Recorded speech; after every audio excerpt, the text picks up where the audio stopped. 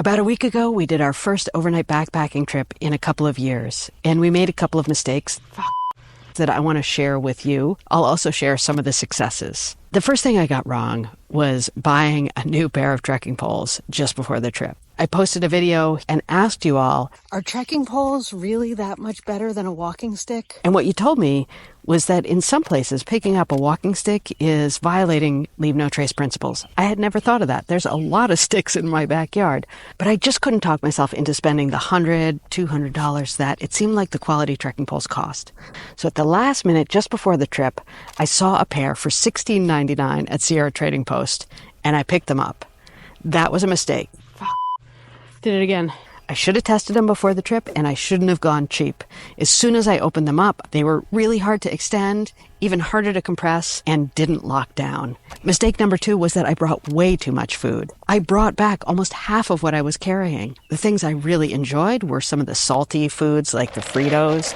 I had a couple of hard-boiled eggs and some really salty cheese sticks. Maybe it was the hot weather that made me not so hungry, but the sweet energy foods, the candies, and some of the bars I brought with me, I really wasn't interested in. And I find I never really feel like a big meal at night when I've been hiking. If it was colder, I don't know if that would have been different. But especially if I'm only on the trail for 2 nights, a lot less food would be fine. The worst thing that happens is I come home a little bit hungry. Another thing I wish I'd done a little differently. I was pretty prepared with maps, but I didn't download the trail-specific map system.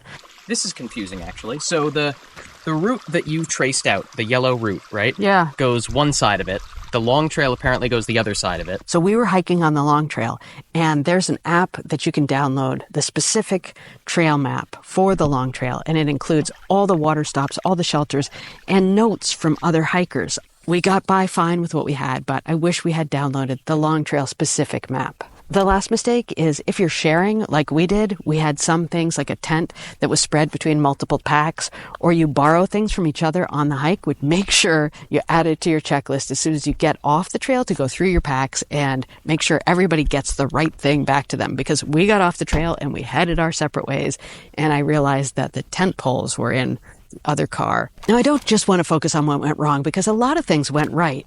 Some in the planning and some in just enjoying a great hike no matter what goes wrong. So the first thing that we did right was we did a lot of planning. It's not the plan, it's the planning. So when we had to change our plans, initially we were going to go from car 1, 23 miles over the top of the mountain, to car 2.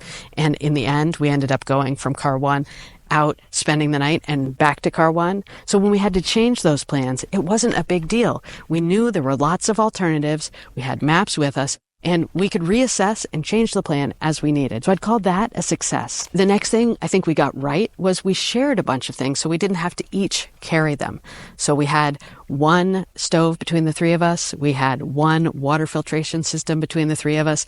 We had one bear bag between the 3 of us, and I'm pretty sure we only brought 1 tube of toothpaste. I'm not sure how much weight that saved. The next thing I think we got right was whenever we stopped at a shelter or stopped for a meal somewhere and other hikers were there, we would ask a couple of questions. We learned about what the hike was like ahead, unique trails in the area, parking spots, things like that.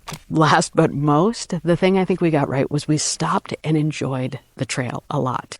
Do you see that, Mom? Whether it was at a beautiful beaver pond, or exploring a cool shelter even if we weren't going to stay there for a night, or at the peak of the mountain checking out the view. Where are we, guys?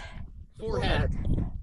We stopped, we enjoyed, we took our time. I'm going to go through what I learned from this backpacking trip and what might help you on yours, but I want to ask a favor of you first. I am trying to build a YouTube channel, and I'm making and adding new videos almost every week, but sometimes it feels like I'm just talking into the void. So if you leave me a comment, you ask me a question, you tell me about your first backpacking trip, or even just subscribe to the channel, that lets me know that somebody's out there listening. Here's what I think I learned from this trip. Number 1, yes, I think trekking poles are great, but any piece of equipment you're going to use on the hike, try it before you go, and probably don't go cheap. Bring less food. I had way too much food. Take advantage of specialized resources for your local trail system to find the best information. When you finish the hike, check your packs and make sure everybody has their own stuff before they head out. Things that I got right: doing lots of planning and studying of maps before we went, making sure we had maps downloaded on the phone and a charger for the phone. Sharing items that we could so we didn't each have to carry our own. Asking people about their hike to find out what's working for them and what cool trails they've been on.